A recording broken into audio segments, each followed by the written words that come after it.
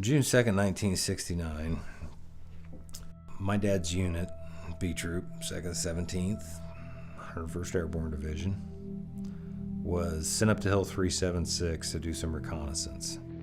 Hill 376 sat to where it was overlooking their base, so they could see everything that was going on down there, all the troop movement, anything. There was only 18 of them, and they flew from Camp Eagle to the top of the hill. They had started down the right side of the hill, and they actually ran into some resistance. So they decided to do an about face and try going around the other way and see what would happen. So the two that were in back now are in front, and the first one saw a chicken and started chasing it and ran right into a bunker and was shot. The second one got to him and was shot. Called for medic. Guy ran through the hail of fire, and he covered the first one with his body while he was trying to stop the bleeding and treat him. He made his way to the second one and was trying to help him when he was shot as well. He crawled back to them and was shielding them with his body and treating them and trying to help them, and they all three died from a grenade. Guy was very gregarious. Everybody loved him, and he would do just about anything for anybody. He loved nature. He wanted to work for the Park Services. He was a very creative person. He was a musician and a poet, an amazing person. The time we spent together was mostly bird watching and driving around, and then he'd come and get me on Sundays, and we would go to his little church in Englewood. And his stepmother, Mary Lee, told me later that he said, "I've met the girl I'm going to marry." And wow, yeah. He got his draft notice about 2 weeks before he was accepted to college.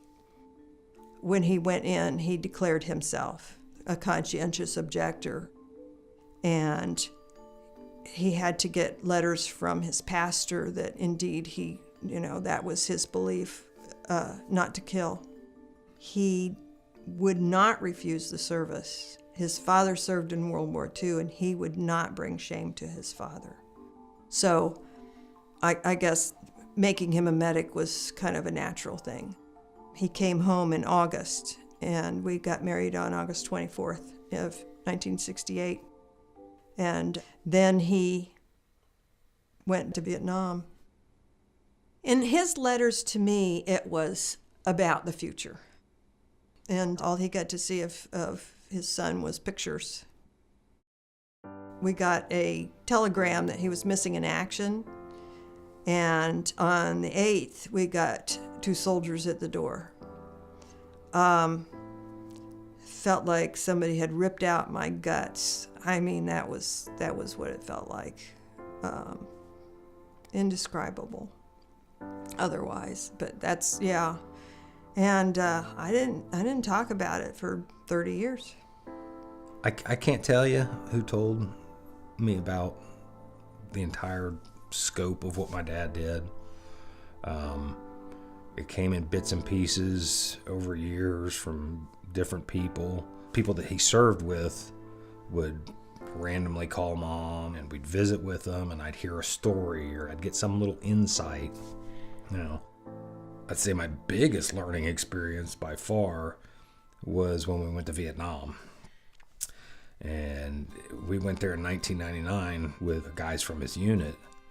And that is where I got the whole picture. Everything came into play because they just had story after story. And it's jaw-dropping, it really is. Everything that he did while he was over there, the friends that he's made, and the fact that it's 48 years later and he's still affecting people's lives. So it was a very good trip. It really was. The trip to Vietnam really opened his eyes to who his father was. It was healing. I've lived my entire life without him, but he's always been right behind me, if that makes any sense. So I think we would be great friends. I have no doubt about that. I am not surprised that he received the Medal of Honor because he was a brave person. He did not hesitate to help people. And my understanding is that he was supposed to leave for R&R. He was not supposed to go on that mission. And he volunteered to go.